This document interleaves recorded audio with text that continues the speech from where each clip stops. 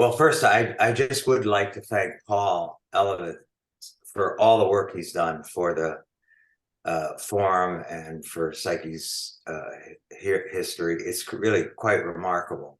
The time, energy, effort that he has put into this project over the years, It's not Nancy. And the ways in which he has actually created. Please mute yourself, whoever's unmuted. Over there.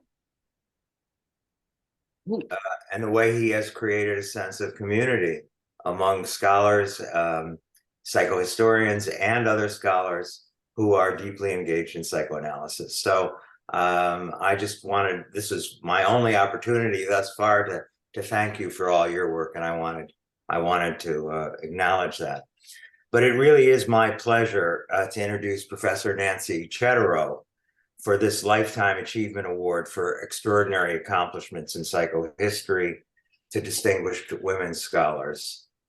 I've known Nancy Chodorow for well over 40 years. I have followed her remarkable and distinguished career over these years that has been path-breaking for her achievements in forging and what we might call an interdisciplinary psychoanalytic sociology. Nancy was the second American sociologist to complete a full clinical training in psychoanalysis, following shortly behind our mutual mentor and colleague, Neil Smelzer, who's professor of sociology at UC Berkeley. Some years later, as professor of sociology at UCLA, I similarly completed my own psychoanalytic training. California, some of you may know, is the one state in the nation to this day that builds into its law the category of lay analyst, as Freud initially described it. And Peter Lowenberg, one of the founders of American Psychohistory, and who has been honored by this organization, who we just saw a few minutes ago, he was instrumental, very instrumental in making this happen. So in 1977, he persuaded the California legislature of the benefits that might accrue should intellectuals and academics acquire full clinical training in psychoanalysis. Since our graduation from our psychoanalytic institutes, Nancy and I both practiced psychoanalysis in California under the research psychoanalyst license. My friendship with Nancy only deepened over the years as we both struggled to convince our sociological colleagues that a commitment to psychoanalysis signaled not a step away from good sociology, but a significant way to augment it as a science, as a social science. But Nancy might serve as a poster child, not just for what is gained from a sociology infused with the knowledge and insights of psychoanalysis, but also for social science more broadly. What she has achieved has been truly remarkable. She has successfully bridged what many still think to be the incommensurate worlds, a social science dedicated to the study of large-scale social phenomena, social structures, and social patterns at both micro and macro levels, group phenomenon, with a clinically based, individually oriented study of human subjectivity, psychoanalysis. So not only did Nancy commit herself to challenge conventional thinking about the natural parameters of social science, but in her first major work, she chose perhaps the most difficult question of all, the most universal of all social phenomenon, motherhood, to demonstrate the necessity for both a more analytically informed sociology and a more socially oriented psychoanalysis. The question of why girls aspire to be mothers and boys do not, Nancy insisted, demands a new form of social analysis, one not satisfied with either biological determinism or a universal claim about girls' psychic nature. Her book, Reproducing Motherhood, which was published in 1978, was her first book, and it began as her dissertation, working both with Philip Slater and Egon Bittner at Brandeis University. It was impressive for its boldness. You might even call it brazenness, tacking between, at the time, little-known British object relations theories of Melanie Klein and others, and the sociocultural mandates imposed on family relations themselves. As she so persuasively argued, motherhood required explanation as simultaneously an intersubjective achievement between mother and daughter, a result in part of powerful identifications moving in both directions, between mother and daughter, between daughter and mother, and different than the challenges faced by boys and men as they disidentify with their original female figures. All of this was framed, Nancy insisted, against a background of profound opportunity constraints imposed on women and other forms of constrictions on men as a result of patriarchy. It was only after its publication, and likely because of the positive and widespread reception of her ideas in many different circles, that Nancy began her own formal analytic training at the San Francisco Psychoanalytic Institute. Nancy could not have anticipated, as she was writing she could not anticipate the long-lasting impact it would have on scholarship in many different fields, in American sociology, in feminism, and in psychoanalysis. Nor can I, in a simple introduction, do it justice, except I'll provide you two examples of how significant a work it was. In 2018, Nancy's 1978 book yielded a whole new publication, a whole new volume of essays written by eminent sociologists, feminists, and psychoanalysts that was titled Nancy Chodorow and the Reproduction of Mothering 40 Years After. That should happen to any of us. And the book was designated by the American Sociological Association as one of the 25 most significant publications in sociology of the 20th century. Now, Nancy's latest book, published in 2020, is entitled The Psychoanalytic Ear and the Sociological Eye: Toward an American Independent Tradition. This book again reveals Nancy's drive to shake up conventional wisdom, to challenge shibboleths, and to apply her unique insights about the world she inhabits to provoke new ways of thinking. Here she posits the existence in American psychoanalysis of what she describes as an American independent tradition, in a very compelling way, where she situates her own lived experiences growing up during the 20th century as American psychoanalysis was developing and expanding in America. She in part reclaims Erik Erikson for psychoanalysis, whose emphasis on sociocultural factors in shaping individual psyche has wrongly been relegated in importance to the field. And she reclaims him as part of an important American independent tradition.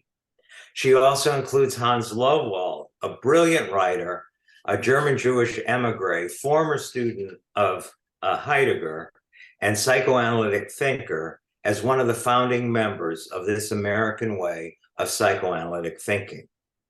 By positing this tradition, Nancy challenges the field of psychoanalysis to broaden its own sense of itself and to rethink what it means to be trained as an American psychoanalyst.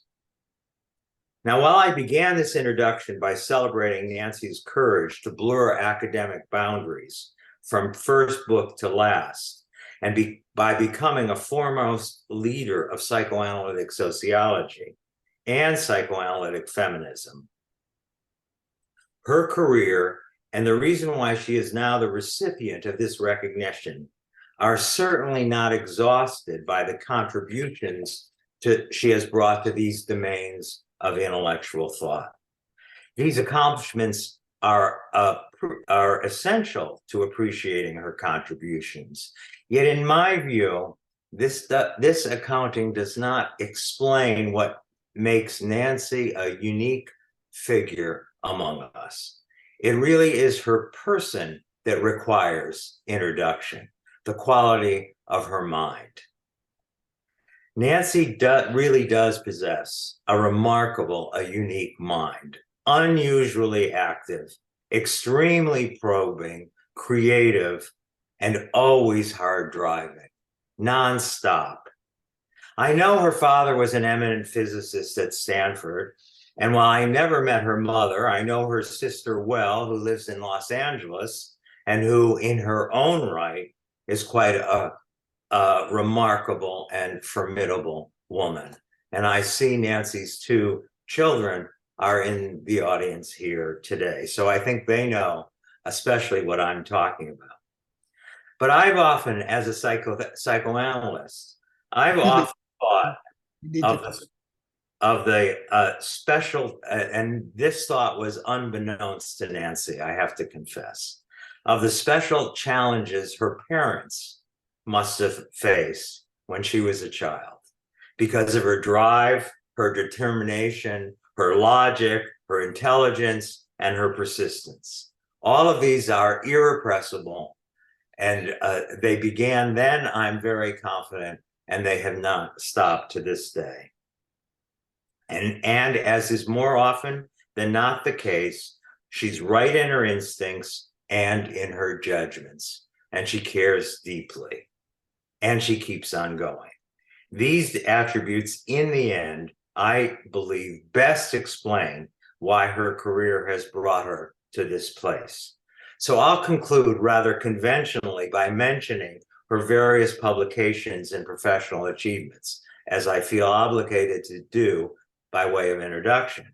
But as I do, I would like you to hear them, especially in terms of the peripatetic and inspired mind that she has created for herself, the energy and her intellect, the range of her attention that has generated such an interesting internal world that she has graciously shared in many different ways with all of us. So Nancy is a professor of sociology emerita from UC Berkeley, where she was a founding member of the Gender and Women's Studies Department and the University of California Interdisciplinary Psychoanalytic Consortium, where I have remained an active member. She's now a part-time lecturer at the Harvard Medical School, a training and supervising analyst emerita at the San Francisco Center for Psychoanalysis and at the Boston Psychoanalytic Society, and now serves on Holmes' Commission on Racial Equality of the American Psychoanalytic Association. And she was recently advisor to the Sexual and Gender Diversity Studies Committee of the International Psychoanalytic Association. Following her reproduction of motherhood book, she wrote several books with titles Feminism and Psychoanalytic Theory, Femininities, Masculinities, Sexualities. She wrote an article, Heterosexuality as a Compromise Formation, and another wonderful article, Why is it easy to be a psychoanalyst and a feminist, but not a feminist and a sociologist? Later, she turned more directly to the social sciences, here especially anthropology, when she published The Power of Feelings, Personal Meaning in Psychoanalysis, Gender and Culture, and Individualizing Gender and Sexuality. And an article that I especially love, an article published as an afterword in her newest book, which is entitled, Could You Direct Me to the Individuology Department?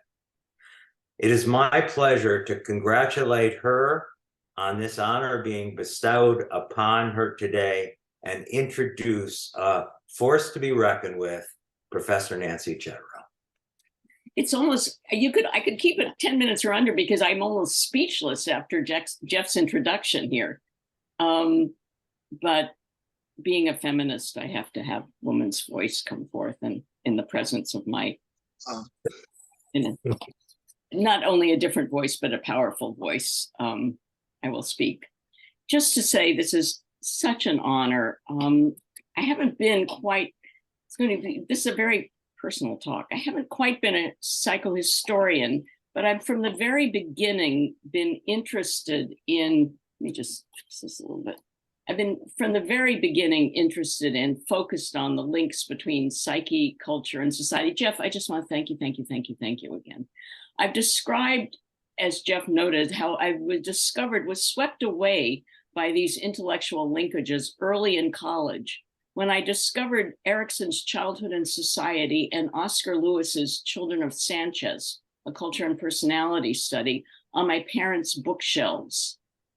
I traced my own psychohistorical, psychocultural interests back to my childhood move from New York, surrounded by relatives in my parents' world, the world of secular Jewish intellectuals, to Palo Alto and Stanford, where, as I put it, age 3, we had only friends, no family. When I first read Erickson, my second psychoanalytic reading after Civilization and Discontents had been assigned in a freshman history course, I thought that Erickson's chapter on Sam described a male psychohistorical me, a Jewish East Coast girl transplanted west, trying to be a nice little boy, as he puts it, in my case, a girl, even though he was Jewish. My lineage goes back further. Although I didn't know it, the psychohistorical was in my family DNA. My father's best friend in college, he and his wife introduced my parents, was the historian Richard Hofstadter, who, among his foundational contributions, named and described the paranoid style in American politics. I was an undergraduate psychological anthropology major.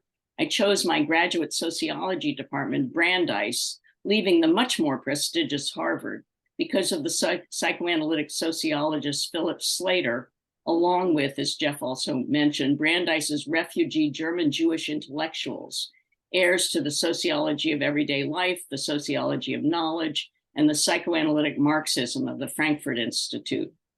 I brought this heritage to feminism, beginning with my first articles drawing from my anthropological background, Being and Doing, a cross-cultural examination of the socialization of males and females in 1972, and Family Structure and Feminine Personality in 1974, where I first explored the mother-daughter relationship and named women's self in relation or relational personality. And I claimed that ego strength is not dependent on the firmness of the ego's boundaries.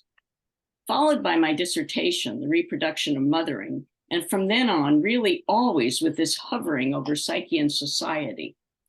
Another passion, connected in many ways, a theorist, a refugee intellectual, and well, just a great psychoanalyst, was Hans Lowald, who, though not a psychosocial writer, just seemed to imbue every word and phrase with a sense of the psychohistorical groundedness of being and living, the internal and external, in sense of self, in primary relation, in acceptance of Oedipal destiny.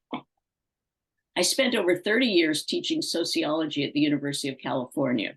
Along the way, I trained as an analyst, my only foray after my undergraduate anthropology fieldwork into the empirical and away from theory. I thought you should have empirical experience seeing patients, experiencing the clinical encounter from behind the couch. I was lucky to have colleagues, also interested in psyche and society. My colleague and good friend Jeff, my mentor Neil Smelser, my former mentor Philip Slater. And Neil Smelser was a supporter well before I met him. The UCLA historian Peter Lowenberg, who's received this honor. My Berkeley friend and sociology colleague Arlie Hochschild, who created the sociology of emotions. My dear friends in the English department, Janet Edelman and Elizabeth Abel, both of whom drew upon psychoanalysis, including my own writings and their writings on Shakespeare and Virginia Woolf. And as Jeff told you, we had our wonderful cross-cultural cross-UC group, the University of California Interdisciplinary Psychoanalytic Consortium. I was also fortunate to be part of a certain generation, and there it is again, when women's studies was developing. So my colleagues nationally and internationally included those in literature, anthropology, political science, and philosophy. And of course, there are my close colleagues and friends who are psychoanalysts and feminists, and my sense of lineage from the early women psychoanalysts whose 20s and 30s writings on mothers and daughters and female development I first discovered and drew upon in the reproduction of mothering, and then their immediate successors, analysts trained in the 30s and 40s, whom I studied and interviewed in an interview study. I want to conclude by noticing today, as a psychohistorical event in itself, bringing together women of a certain generation, I think, all of whom actively wrote about psychological women and gender, affected by and contributing to social, cultural, or historical context. Certainly, we ourselves are part of a psychohistorical generation and zeitgeist. Carol and I have shared a dais before. Our first writings came out around the same time, and we also represent women's history and psychosocial generation. Carol is barely a few years older than I, yet as I recall, when we first met, I was speaking at Swarthmore. I was pregnant with my first child, who's here today with her children, and she was at her son's junior parents' weekend. It was what my Berkeley colleague, Ravenna Helson, noticed as female college graduates' female social clock and masculine occupational clock. Family followed by career, or career followed by family, all ending up in the same place. I don't know the other awardees personally. Nancy and I may have shared a stage once, I'm not sure. And Eva's work brings me to my favorite among my own writings, Individuals in History and History Through Individuals, later retitled Born into a World at War, Affect and Identity in a War Baby Cohort, which was my afterword to a volume from my Harvard graduate class called Born into a World at War. A footnote here, but not in any way a criticism. I talk about in my previous couple of minutes, women of a certain generation, but I've also been serving on the Holmes Commission on Racial Equality in American Psychoanalysis. And the second I wrote that phrase, women of a certain generation, I thought to myself, white women. You know, some of us, many of us, did what we did, wrote what we wrote, just because, well, we had to. It grew from our own personal psychohistorical DNA. I had to begin with mothers and daughters and focus much of my writing on women, gender, and sexuality. I had to challenge the taken for grantedness of heterosexuality, just as of women's mothering. I had to notice that Freud does not spell out that it's men who embody and carry out most of the aggression he takes for granted as universal in civilization and its discontents. And a footnote, when I did notice, I also found that two psychiatrists who did pay attention to male aggression and war making were Jim Gilligan and Ted Natelson, both husbands of major leading feminists. I had to write about psyche, culture, and society.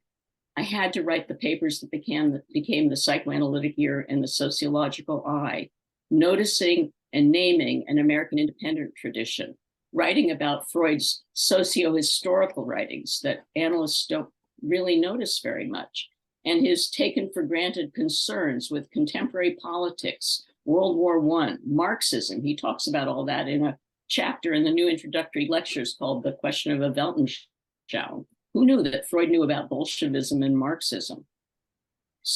That is so different from American psychoanalysis and the psychoanalytic diaspora until decades later, when people started noticing the social again.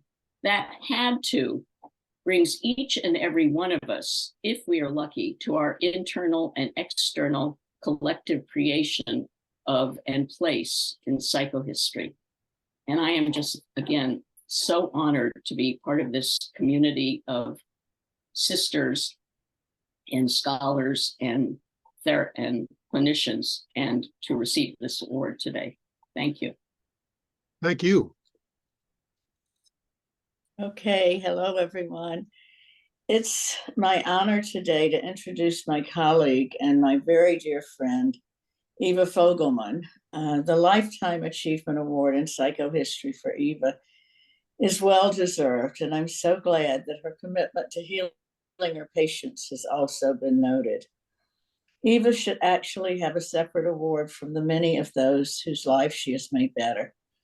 These days, patients are often referred to as clients, but the word patient holds so much more meaning, and especially for Eva. Her unending patience, together with her understanding of the special challenges Holocaust survivors and second and third generations face, along with other traumatized groups, has healed many souls. Eva has done this unique work in part by helping them to understand the intersection of their family history with their own lives. I want to bestow on Eva another award, and it is that of friendship. In our lives, how many people do we know on whom we can rely without limitations? Regardless of time or day or night, I know that Eva will always be there to listen without judgment, with deep compassion and knowledge of worries, neuroses, joys, hopes, and sadness. Eva and I met through the Training Institute for Mental Health in Manhattan, where she established the first training program for psychotherapy with the Holocaust and related traumas. I was a graduate in psychoanalytic psychotherapy there, and Eva was a legend from the moment I landed at the Institute. I heard her name so many times. She seemed to be regarded as some kind of a Wonder Woman. I was thrilled when an Israeli friend asked me to arrange and host an event for an Israeli organization. At last, I would have an excuse to connect with Eva Fogelman, since I had to ask for advice. All I can say is that from that time on, we bonded, and the event was a success thanks to her. Eva was always ahead of her time. Even before she founded the program at the Training Institute, she, along with Bella Savrin, started the first awareness groups for children of the Holocaust, and then organized a conference which began an entirely new movement to recognize the specific traumas these groups faced. Soon in 1978, she was invited to start a similar group at Hebrew University. At that moment, Eva understood that she would be bringing an American phenomenon to Israel, because at that time, most mental health professionals in Israel did not think that children of Holocaust survivors were affected by growing up with a parent who had survived. It took 10 years for there to be a shift in understanding about the impact of the Holocaust on them. Eva never gave up. She never does. When I met Eva, I had already read her book, Conscience and Courage, Rescuers of Jews During the Holocaust. I barely put it down once I had started. The questions raised in her book are with me every day as they ask a person to examine one's own conscience. I asked Eva to speak on that subject at Furman University in Greenville, South Carolina, where I am a trustee. The first response from the university when I suggested this was, well, who would want to go listen to a talk about this? Well, let me tell you, the entire auditorium was filled, and finally there was standing room only. You could have heard the proverbial pin drop when she was speaking. The question showed how attentively the audience had been listening, and I was fascinated by the comments. We had a reception afterwards, and finally I had to drive Eva away from people who still wanted her to answer their questions and to offer up their own comments. Well, let's go back to the beginning. Eva was born in a displaced persons camp in Kiesel, Germany. The family immigrated to Israel, where they remained until Eva was 10 when they moved to New York. She graduated from Brooklyn College with a major in psychology and a minor in education. and already the trajectory of her life's work had begun. In 1971, she joined a group of 10 Jewish women who started the first Jewish feminist movement. She was one of the organizers of the first conference on Jewish women in Manhattan, and as a result of that, she remains part of a Jewish women's consciousness group that still meets now by Zoom once a month. This has got to be a record. Eva spent time in Boston with her new husband, working at the YMCA, conducting psychological tests as a rehabilitation counselor at the center affiliated with medical school. And as if that weren't enough, she also attended the Boston Family Institute and received a certificate in family therapy. She also studied psychoanalytic psychotherapy at Boston University Medical School. After she started interviewing children of Holocaust survivors, she began the first awareness group for this population. Since then, she's led more than 17 of those groups around the world. The New York Times Magazine wrote an article about these groups called Heirs of the Holocaust, written by Helen Epstein. It's important to note that Eva refers to these children as my children and my second generation, my 2Gs. These are her people, and she cares for them to this day. As if that weren't enough, Eva's also a filmmaker. In 1984, she wrote and co-produced a PBS film, Breaking the Silence, The Generation After the Holocaust. It was shown at the Berlin Film Festival and on television and around the world. Eva and her colleague, Helene Bass-Wichenslau, took over as directors of a child development institute which Judith Kirstenberg had founded. They interviewed 500 adults who were children during the Holocaust, and also German and Polish non-Jews who were children at that time. It would take me the rest of the day to tell you about all of Eva's accomplishments. Just to mention a few, she was asked by Elie Wiesel to be on the second generation advisory committee of the U.S. Holocaust Memorial Museum. She helped organize the American Gathering of Holocaust Survivors in 1983 in Washington, D.C., when 10,000 survivors and their families heard President Reagan speak. She's given hundreds of lectures all over the world, organized many conferences, written countless articles, many for Clio Psyche, edited many books. The beat goes on and on and on. During COVID, Eva remained unstoppable. She had a series of webinars at the Museum of Jewish Heritage called Transforming Moments, Second Generation. One such moment happened to Diane von Furstenberg, who had been called to visit her mother at a mental institution in Switzerland. Her mother had been diagnosed recently with post-traumatic stress disorder after she lunched with a group of German businessmen and realized at that point that she truly had been a victim of the Holocaust. At that moment, Diane understood the reality of her Jewish mother's existence. I was fortunate enough to know Eva's mother, a survivor herself, as well as with Eva's father, who had passed away. Eva's mother was a force of nature, and those parents raised two remarkable daughters, Eva and Gila. These days, when I call Eva, she's never resting. She's off to another conference to make another speech, to care for one of the few aging survivors she has left in her practice in her life. She continues to care for her world, her patients, her friends, and her family, and to bring history alive, to help understand what happened and how it happened. For all of us fortunate enough to know her or to have had one transforming moment with Eva, I myself have had many. So Eva, it's off to you, dear friend. First of all, it is a great honor for me to be with all these illustrious women. I used both Carol Gilligan and Nancy McWilliams' work as part of my hypothesis in doing research on rescuers of Jews during the Holocaust. Wow, thank you, Peace Sullivan. Once in a lifetime, you might be blessed to meet a kindred spirit in one's more mature adult age. Peace and I were introduced after 9/11 to learn therapeutic techniques for terror survivors from the Israeli mental health professionals. After that, we continued to work together to support the Counseling Center for Women in Israel, who help women living under conditions of terror. And I have to say that this was the first feminist counseling center that was dealing with sexual abuse and rape in Israel. Our professional connection sounds a bit grim, terror and abuse, but our close personal relationship is a joy, and for that I am deeply grateful. One does not realize a Lifetime Achievement Award without role models and visionaries. And I know that all of you here have also had loved ones who have helped you become who you are. So we can take a few seconds of silence to privately offer gratitude to those who have loved and supported us throughout our lives.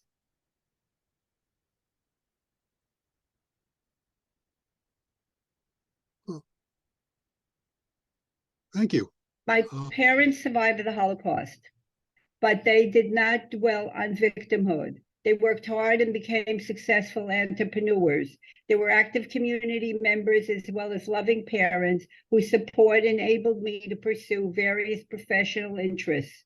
As a child, I wanted to be a teacher. What child would dream of spending her days talking to people about their personal traumas? But for the past 50 years, I have been instead deeply involved in the complicated and often emotionally painful work of understanding and treating trauma, which inevitably leads me to think about the big existential questions that led me to do research of why is there evil? Why are some people altruistic? Along the way, I have been blessed to have had innumerable colleagues and mentors who have given guidance to my path. My mother was not trained in the theories of psychohistory, but she instinctively understood that without knowing someone's childhood, you can never know them. As a teenager, my mother often took me and my sister Gila shopping on Sundays on the Lower East Side of Manhattan. Most of the shop owners were, at that time, Holocaust survivors. My mother often asked, "Fin wanneer komt hij hier?" From where does a Jew come? And the next question was, "Wo bist du gewesen during the Milchoma?" Where were you during, quote, the war? Now I continue my mother's example in my own work. My dear colleague Bella Saverin, with whom I started the awareness group for children of Holocaust survivors and ultimately a second generation movement, was a prime mover to establish the Counseling Center for Women 35 years ago. And today, after Israel was attacked on October 7th, and the Israel-Hamas war is raging, we continue to support each other and discuss how we can be of help. When I was working with psychoanalyst Judith Kestenberg on the international study of organized persecution of children, she introduced me to the Psychohistory Forum, and through that, I met Paul Elevitz, a tireless advocate for developing psychohistory as a discipline. Paul has not only been a cheerleader of my research on the rescuers of Jews during the Holocaust and other projects, but has also shown genuine concern for my family. My professional direction would not have been the same without the guidance of Stephen P. Cohen, who was taken away from this world too soon. When he supervised our first awareness group for children of Holocaust survivors, he encouraged us to do research. I followed him to the Graduate Center of CUNY, where I received a PhD in social and personality psychology. There, the late Stanley Milgram was an invaluable mentor who taught me that the dependent variable is the most interesting aspect of research. He valued my work as a filmmaker and taught me that most viewers have a very short attention span. And therefore, when making a documentary, you should only have one major theme. Robert J. Lifton's group work with Vietnam veterans became a model for our reaching out to Holocaust child survivors. When he joined my dissertation team, he was instrumental in teaching me how to analyze qualitative data. Conversely, Charles Kadushin taught me how to quantify qualitative data. My therapeutic work with Holocaust survivors owes much to the late Hillel Klein, who was the president of the Israeli Psychoanalytic Association and a survivor himself. I once asked him how he survived Auschwitz. He replied, "I used to say to myself, the sun still rises every day." I have held onto his words both personally and when I'm faced with difficult days, as well as professionally, reminding my parents that one day there will be sun. My involvement in the American Psychoanalytic Association study group for the effects of the Holocaust on second generation afforded me the opportunity to learn from the likes of Henry Crystal about affect, Martin Bergman how to synthesize complex psychological dynamics, and Judith Kestenberg about transposition, and that you're never too old to learn. On a personal level, my Boston Jewish Women's Group that has been meeting since 1973 continues to be a balm for my soul. Fellow children of Holocaust survivors and others whom I have shared a common mission in film, Holocaust education commemoration include Aviva Kempner, Annette Insdorf, Ingrid Tauber, Menachem and Jean Rosensaf, Jeanette Friedman, Helen Epstein, Elaine Cohen, and Angela Hinsel, among others. My dear sister Gila, who accompanied my mother and me on our shopping expeditions on the Lower East Side, also became a psychoanalytic psychotherapist. I have to assume that my mother's Yiddish questions affected her choice as well. Even though Gila is my younger sister, she always looks out for me and is an amazing aunt to my son, Adam. Speaking of Adam, he has internalized our family's value, and as you might expect from a shrink's kid, identifies with his mother and is studying psychotherapy, and today is teaching me all the new theories and therapeutic interventions. Lastly, my husband, Jerome Chadis, enriches every day of my life. He adds multi-dimensions and makes sure I enjoy all the culture that New York has to offer. So when people ask, how can you cope with living and breathing Holocaust and other historical traumas, I answer, I have joy in my life and it has many dimensions and diversions. As a child of Holocaust survivors, I have been motivated to live a life imbued with meaning, to acknowledge darkness, but remember that the sun will rise tomorrow. Likewise, my goal in therapeutic work with descendants of historical trauma is to transform their psychological challenges to life-affirming legacies. I did not become a teacher in the traditional sense, but my career has contained a large component of teaching. My career has brought me enormous satisfaction, taught me so much, offered me the opportunity to make many friends and meet and learn from smart and conscientious colleagues. And for that, and for this honor today, I am deeply grateful. As a Jew, I often find inspiration in Jewish thought and philosophy. And the late Rabbi Chaim of Volozhin wrote something that exemplified the Psychohistory Forum, whom I am grateful to for the recognition I'm getting today. And I quote, he said, "The communal song is not the sum of its singers, but a coalescence of voices. Its special challenge is to create harmony without drowning out uniqueness of each individual voice. I must not forget myself in myself, but rather remain attuned to the other, to adapt myself to him or her out of faith that his or her freedom will adapt itself to me.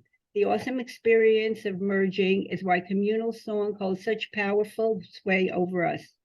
And it is the reason for the sense of purification and exhilaration that it so engenders in us." Thank you. Okay, shall we begin? Correct. Okay, so I want to start by saying how deeply moved I am to be sitting here with four women who have so profoundly influenced my thinking and whose writings I have read and taught and still reread for inspiration. I wish we were in person so that I could give each of them a hug and tell them how much they have meant to me. I am also very honored to be introducing Carol Gilligan, who has been a colleague and friend for more than 30 years. This is really a very important award. So I want to start by saying that life history, as Erickson put it, intersects with historical moments in those who affect social change.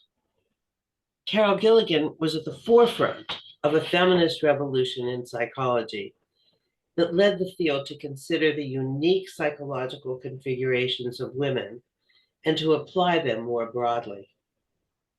In her book, In a Different Voice, which was published in 1982, she challenged psychology to make room for a different voice, the neglect of which in psychology suggested a kind of inferiority of women. Psychology, she said, quote, implicitly adopted the male life as the norm and tried to fashion women out of a masculine cloth.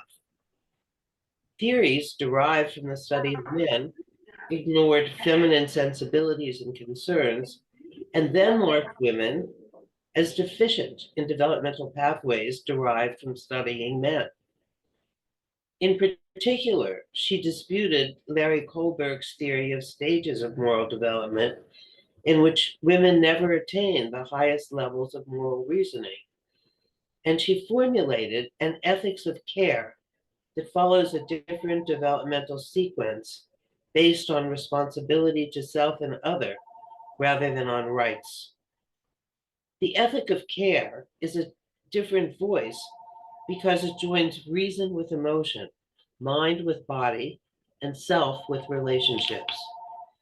While different from an abstract and formal ethics of rights and rules, that is, an ethics of justice, the ethics of care is contextual and narrative and reflects a focus on relationship, linking emotion to reason, that is coded as feminine in Western culture.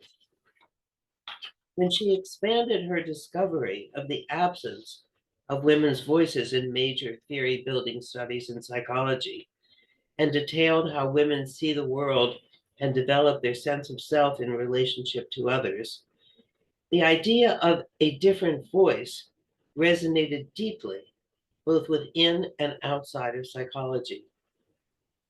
Carol Gilligan's article, In a Different Voice, Women's Conceptions of Self and Morality, appeared in 1977, just as the women's movement was gathering steam, and it was influential in philosophy, education, and history, as well as psychology. In a Different Voice, both the article and the 1982 book amplified these revolutionary trends and placed them squarely within a psychological framework. In a Different Voice called attention to the ways in which psychology excluded women from both research studies and theories. And it's hard for us to imagine now that there was a time before 1970 when women were simply not represented in psychological studies. They were just not present. So her work was a clarion call to the field. Her book has been cited 68,000 times, and Carol was named in 1996 by Time magazine as one of America's 25 most influential people. Her book was translated into 20 languages, with more than 700,000 copies sold around the world. Her work was pivotal and foundational in the study of women and spurred hundreds of researchers to reframe psychology in a different voice. She was truly a revolutionary. Her later research into the development of girls was equally transformative, as she demonstrated that adolescent girls resist the suppression of their inner knowledge under the weight of patriarchy. And this insight, too, led to widespread rethinking of the developmental challenges that girls face. Carol accomplished both of these revolutionary conceptual shifts by intensely listening to girls and women, listening to them describe their experiences, a stance that she called radical listening, which was a cornerstone of her later listening guide approach to qualitative research. At the time I first came across In a Different Voice in 1982, I was embarking on a longitudinal follow-up study of women's identity and finding very little in the psychological literature that illuminated what I was hearing from the women I was trying to understand. For me, as for many other scholars, Carol's book shifted the conceptual frame, and what had been in the shadows and difficult to articulate took shape. We could hear the relational paths along which the women we were studying developed, both in terms of their moral thinking and their orientation to their lives. A light went on for me and for many, many others.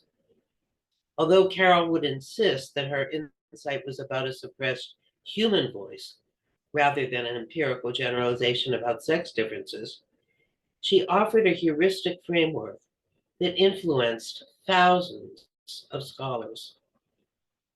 The impact of In a Different Voice led scholars to view and study women through new lenses, lenses which eventually enlarged the study of all people.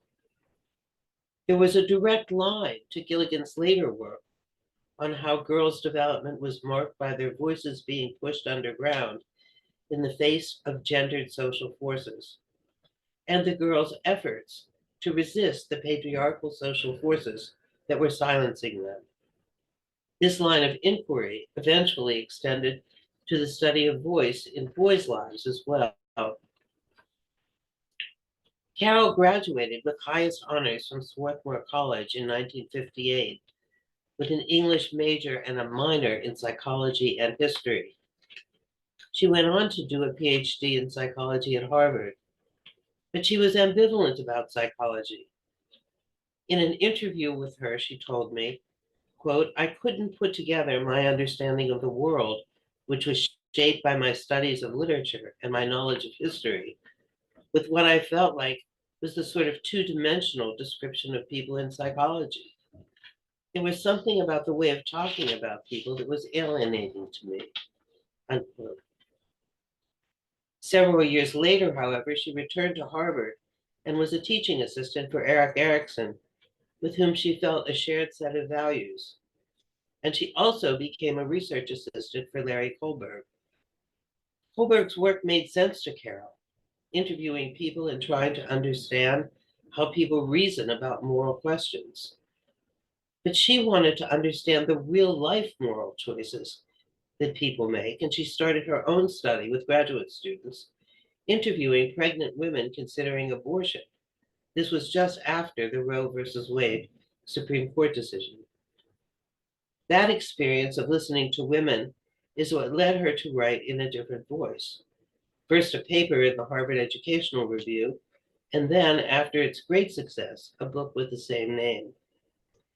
She wrote, quote, "I understand why psychologists are having so much trouble understanding women, because women often start from a different place. They start from an assumption of relationship, not from an assumption of separateness. The men whose theories have largely informed this understanding of development have all been plagued by the same problem, the problem of women, whose sexuality remains more diffuse, whose perception of self is so much more tenaciously embedded in relationships with others, and whose moral dilemmas hold them in a mode of judgment that is insistently contextual. The solution has been to consider women as either deviant or deficient in their development." In listening closely to her participants in the abortion study, she was able to formulate that what was wrong in psychology lay in the dominance of a particular frame of reference, a male one, in privileging independence over interdependence, reason over emotion, the self over relationships. When she was offered a university professorship at NYU in 2001, she left Harvard. Being outside a departmental structure offered her the freedom she cherished. Where psychology had been privileging the separate autonomous self, Carol demonstrated that one could also tell the story of human development as the interdependence of a connected self. Carol also challenged psychology as being a psychology of men and argued for the irrationality of excluding women from psychological studies. All of these ideas, in a socio-historical context, coincided with a rising tide of feminism in psychology and in the larger society, and provided an intellectual framework for attending in a different way to human experience. Now, Carol has published many articles and books over her long career, and she has lectured widely all over the world. I'm not going to recite her very long CV, but I do want people to know about her newest book, which I imagine she'll tell you about, which is now titled In a Human Voice. So I am so honored, Carol, to be presenting you to this community for this important award, and I'm very interested to hear what you will say, your friend. Okay. It is such a deep joy for me to be here with Ruth Ellen. I mean, to be introduced by Ruth Ellen, and in this so beautiful and meaningful way. And I thank you, Ruth Ellen, for our deep friendship, which means so much to me. It's also very meaningful to me to be here with Nancy, because that takes me back to the beginning. I used to teach.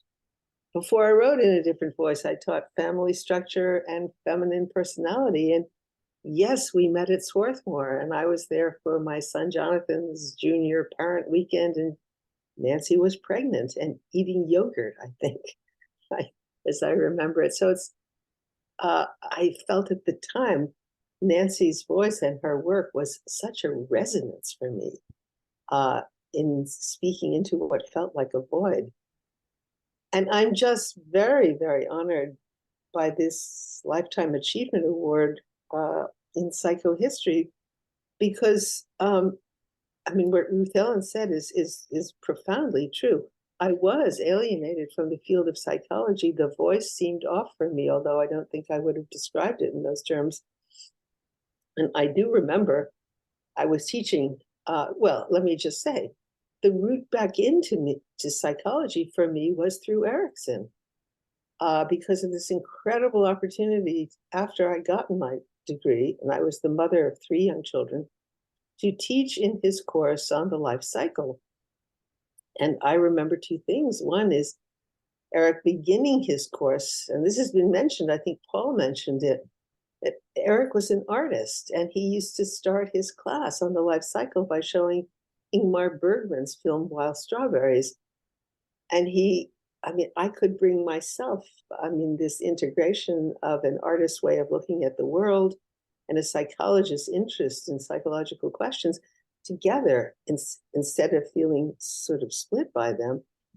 And then Eric said that you cannot understand a life history without understanding history, that life history and history are intricately conjoined. And that made so much sense to me. I mean, in a sense, that's what I had been missing. So Eric and the joining of life history with history, or psychohistory, was what drew me back into the field of psychology. And then I have to say that I did something that seemed to me very straightforward, which is, okay, as it turned out, I mean, I ended up bringing women's lives or women's voices into history. And what I discovered is that move, which seemed rather straightforward to me as working with Eric, disrupted both life history and history. I mean, it was, you know, I mean, you started to notice things which were sort of amazing. That Eric would say, here are my 8 stages of the life cycle, but they don't quite apply to women. And it's like, wait a minute, that's half the population. Because women fuse identity with intimacy. There's that relational issue. And so it was like, you're going to have to change your stages if you're going to integrate women. And I remember Eric saying, but Joan has done the weaving, and do you want me to unravel this whole weaving? And I, you know, said, actually, yes. That was the disruption. And it disrupted history because women gave voice to aspects of human experience that had not been part of the account of history. To, I think, you know, Sandra Logier, the moral philosopher, cites Wittgenstein and ordinary things that were in front of our eyes, people in our midst, women and girls, and relationships. And so bringing women's life history into history changed the understanding of life history by bringing in a whole awareness of interdependence and relationships. And it changed the understanding of history by showing that what had been presented as an objective voice was in fact a patriarchal voice, meaning a voice that didn't consider the absence or silence of women as basically consequential. So it was extraordinary. I also want to say, I have to say also, that Ruth Ellen, who did this remarkable work on studying women's identity, also, I mean, people have talked about method here and the recognition of interviewing qualitative methods. I don't know if you will appreciate the extraordinary contribution of Ruth Ellen in starting the Journal of Qualitative Psychology within the American Psychological Association. I mean, she really was the leading force behind the recognition of qualitative methods in psychology and the importance of this as a gift, and particularly to graduate students wanting to do qualitative work, I mean, really cannot be underestimated. So it makes that a huge privilege to be introduced by her. The second thing is Ruth Ellen mentioned the historical moment. And I think that it hasn't been recognized or needs to be. My research depended on a historical moment. And the historical moment was Roe v. Wade. And the Supreme Court of the United States in 1973 said to women, you have a legitimate voice and you have a legitimate claim to moral agency. That is the right to make a decision. That is a decision that has moral consequences. And that challenged an entire tradition that said to women, to us, that if we wanted to be good women, it meant to be selfless. That is seemingly without responsive to other people, caring for others, empathic with their needs and concern, but without a voice of our own. And so that was interviewing women about pregnant women who were considering abortion right after Roe v. Wade.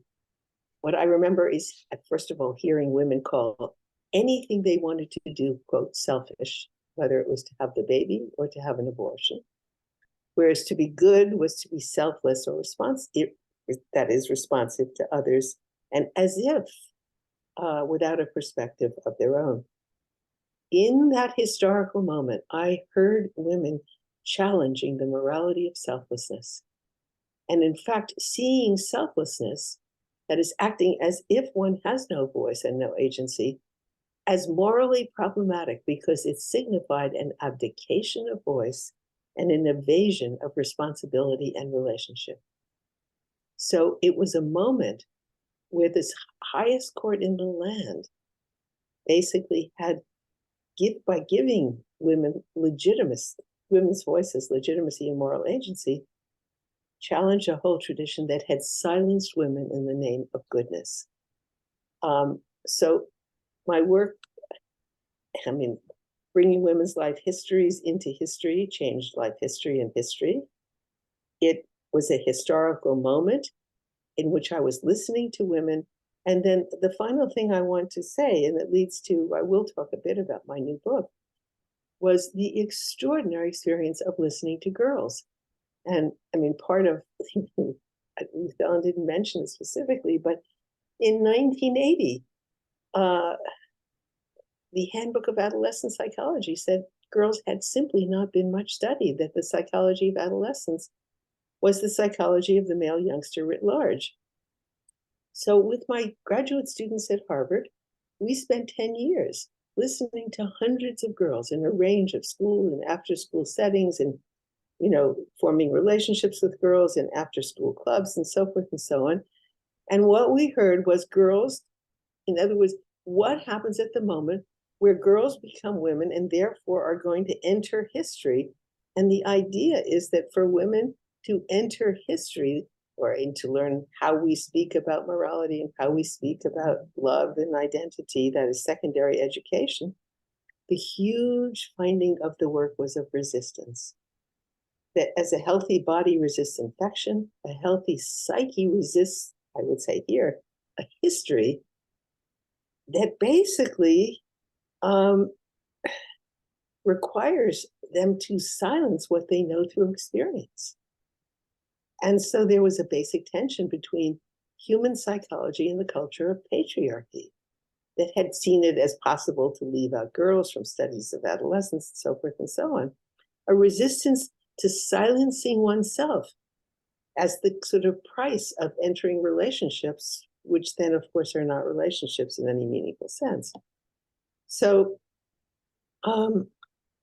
my new book is called In a Human Voice, research on girls, all of the neuroscience now, Damasio's work saying the separation of reason from emotion is not the sine qua non of rationality, but a manifestation of injury or trauma. And all the work on trauma that says the separation of the self from relationships is a response to trauma. My new book is called In a Human Voice, and it is that a voice that I was heard initially, including by me, as a feminine voice for the reasons that Ruth Ellen said, because it integrated emotion with reason and the mind with the body and the self with relationships, that the voice of care ethics is a human voice, that the voice it differs from is a patriarchal voice, not a man's voice, but a patriarchal voice that is bound to the gender binaries and hierarchies that divides human capacities into either, quote, masculine or feminine, and therefore forces dissociation within the psyche of everyone. And that where patriarchy is in force or in force, the human voice is a voice of resistance, and care ethics is an ethics of liberation. That is, it's the ethics that guides us in freeing democracy, which is based on the assumption of equal voice, which is the condition for resolving conflicts in relationship, from patriarchy, which privileges the voices of fathers, of some men over other men, and all men over women. So it's hugely moving to me to be honored by the Psychohistory Society and to have this strand of my work, and also my debt to Erickson, recognized in this way. And as I said, to be introduced by Ruth Ellen, that's just a total joy. So thank you very much. It's hard to shift gears. It's so wonderful to hear Carol Gilligan. Psychoanalyst and psychologist Nancy McWilliams, now in private practice in New Jersey, was for years a professor at the Graduate School of Applied and Professional Psychology at Rutgers University.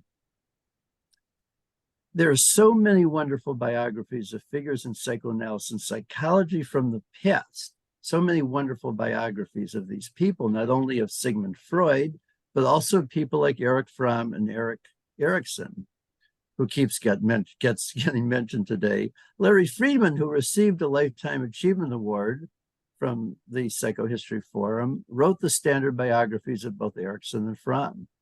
And quite a few other psychoanalysts from the past have been the subjects of biographies, such as Karen Horney, Melanie Klein, and Heinz Kohut.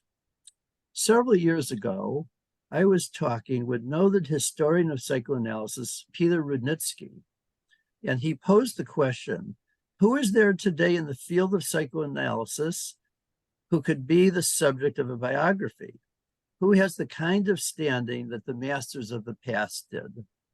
We both agreed that the foremost subject for such a biography would be Nancy McWilliams. By the way, we also thought of Carol Gilligan, who would not be considered a figure in psychoanalysis per se, but was heavily influenced by psychoanalysis. That she would also be well deserving of a biography.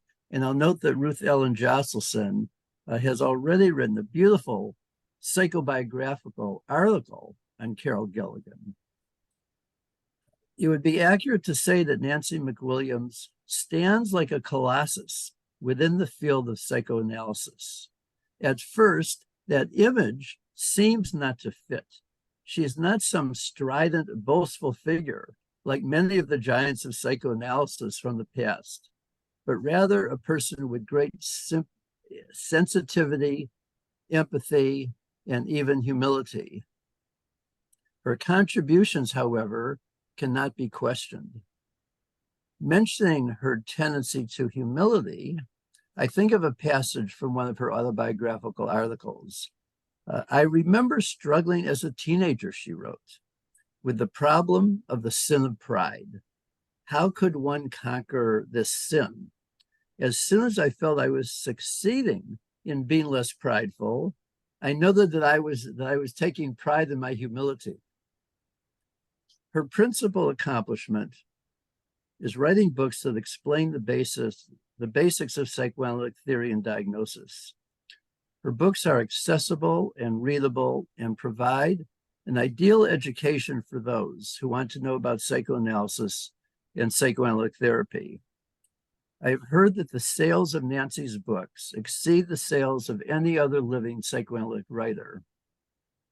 I'll share a few characteristic comments from her book on psychoanalytic psychotherapy, which is right there behind me, next to Carol Gilligan's book right there. She wrote, psychotherapy technique has more to do with how one listens than with how one talks. Referring to something Robert Holt once said, she noted, if one approaches Freud's writing with an intent to debunk specific propositions, almost anything he said can be shown to be wrong. But if one approaches Freud with an interest in what can be learned, the yield will be great insights. Another comment, psychoanalytic practitioners take seriously the evidence that the sources of most of our behaviors, feelings, and thoughts are not conscious. It is not difficult, she goes on, for a careful observer to see that the evidence for unconscious processes, to see the evidence for unconscious processes in other people. It is harder to grasp the reality that we ourselves are inhabited and moved by forces beyond our access or control. But that comment that it's not hard to see the unconscious operating in others reminds me how favorable that is for psychohistorians and psychobiographers. Although we must be cautious and stick carefully to the evidence, it is often possible to locate motives that are out of the awareness of the subjects whom we are studying. Now I come to the slightly delicate question of why a psychohistory organization is giving an award to Nancy, as she is not thought of as a psychohistorian. To be frank, I think the main reason is that a connection with her enhances us more than her receiving an award from us enhances her. But she is invaluable to psychohistorians because of what we can learn from her. She is someone who can be relied on more than just about any other explicator of psychoanalysis. And mind you, I'm talking as somebody who's a psychoanalyst, went through all the training and served as the president of the Chicago Psychoanalytic Society for 2 years. So I know the literature. When I looked more closely at her publications, however, I learned that as a person with wide interests, she has ventured into the psychohistorical realm in creative and fertile ways. While a graduate student at Rutgers, she was involved with Bob Stollerow and George Atwood in the project that resulted in the great classic of psychobiography, Faces in the Cloud, studies of several important psychoanalysts. As Paul mentioned, we're reading the chapter on Freud in the next meeting of the Psychohistory Forum's psychobiography study group. One of Nancy's earliest articles, based on her dissertation, is a study of the psychology of altruists. Also directly relevant to psychohistory is her paper, Finding the Other in the Self. In addition, she wrote a gem of an article entitled Paranoia and Political Leadership. But perhaps most notable are her 3 autobiographical papers. She examines herself with great honesty. She has insight into her own psychological motivations and challenges and conflicts and ways of coping. So I think it's fair to call her, if not a psychobiographer, a master psychoautobiographer. Let me explain how I first got to know Nancy. For about 15 years, I was in charge of organizing programs and conferences at the Chicago Psychoanalytic Institute. Once a year, we would, with a special grant, we would have a speaker who would direct a case conference at the Institute, then go to the medical school at Northwestern University to give a talk at Psychiatry Grand Rounds, then have lunch with the trainees there, and finally come back to the Institute for another talk. I have to confess that I sort of exploited this arrangement because I would host the speaker all day, travel around with the speaker to each of the activities. When Nancy came to Chicago to be the speaker in 2011, I got to spend almost the whole day with her. I felt that we really connected, not hard to do with Nancy. And after just those few hours together, I felt we were friends. A couple of years after that, I was talking with someone at a conference in Santa Fe of the Division of Psychoanalysis of the American Psychological Association. Nancy happened to walk by and said, "Hello, Jim." This other person was so impressed that she called me by Jim, by the name Jim. I got a kick out of that. And this other person said, "Oh, you know her? I've read her works. I love her works. I have a question. She comes across in her writing as so friendly and compassionate and not at all stuffy. Is she like that in person? Or is that just the pose she has in her writing?" I said, the way she is in her writing is just the way she is as a person. If possible, she's even more that way as a person. So I'm honored to be able to introduce Nancy McWilliams and congratulate her on receiving this award. Nancy. I can't overstate how thrilled I am to be recognized in this company. Nancy and Carol were my feminist heroes in the mid-1970s. They were highly influential to me.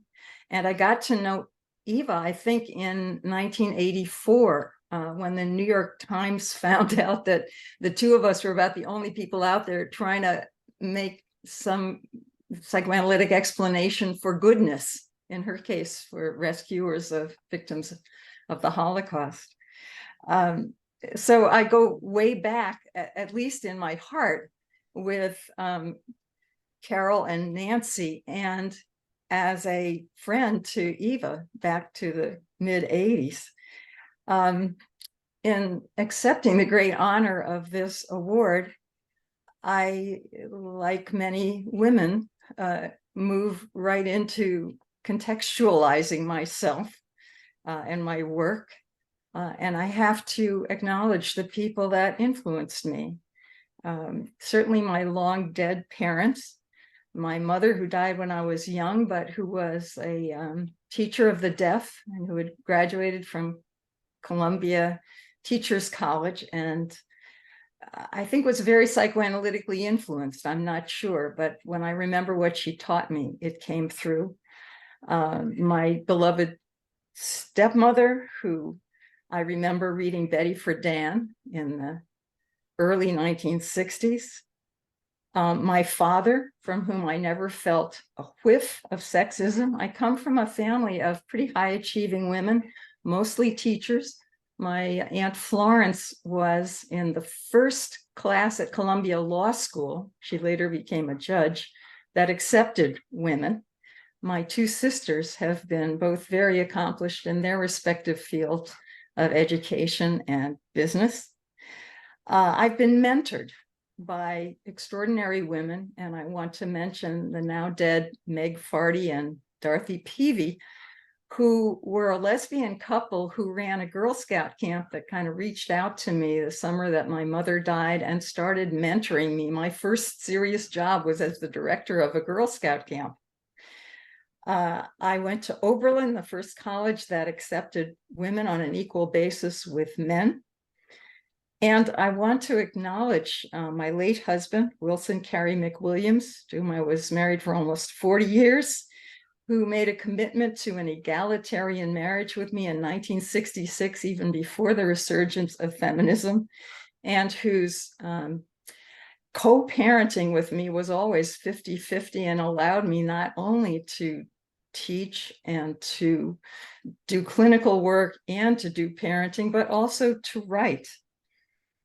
I want to acknowledge my very much alive husband of 8 years, Michael Garrett, who was completely unfazed by my accomplishments and pursued me into a new egalitarian marriage, and has supported, as I support his, my area of scholarship. We are both helping each other to flourish. I want to acknowledge my daughters, Helen and Susan, who've gone on to great accomplishments.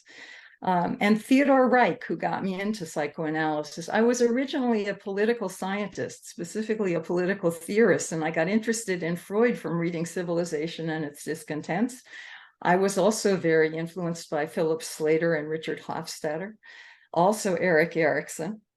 I went to see Theodore Reich before he died, and I went to see him because he was the first person I had ever read who wrote about sex differences without writing about women's psychology, as if it were sort of a peculiar deviation from the male norm. Now I read it, it reads a little bit patriarchal to me, but at the time, this was a whole new idea that you could actually admire women's ways of thinking. So my mission in terms of my professional career has been to try to take psychoanalysis out of the office, to take it outside the jargon in which psychoanalysts talk to each other. I've had the good luck to teach in as varying places as Iran and Israel, China and Japan versus Mexico and Panama, Scandinavia and South Africa. I've talked to Maori people about the kinds of psychological problems they run into. I've talked to Zulu people about theirs. I've consulted to Orthodox Jewish groups. It's been a blessing. And I have to credit my writing teachers, my English teacher in high school, Russell Milford, and my Latin teacher in high school, Florence Schrack. I had the good luck to be taught sentence structure and style in Latin by a woman who had taught John Updike English composition. So I lucked out, I learned how to write clearly, and my goal has been to write in my own voice, in a woman's voice, or what Carol now calls a human voice, an integrative, respectful, and appreciative of others kind of voice that doesn't express an arrogant individuality, but does express my own authority. I am very grateful to be acknowledged by the psychohistory community. And I want to thank everyone who has come before me and everyone who's here today, and Jim for your lovely introduction. And I'm just thrilled to be in this group. Thank you.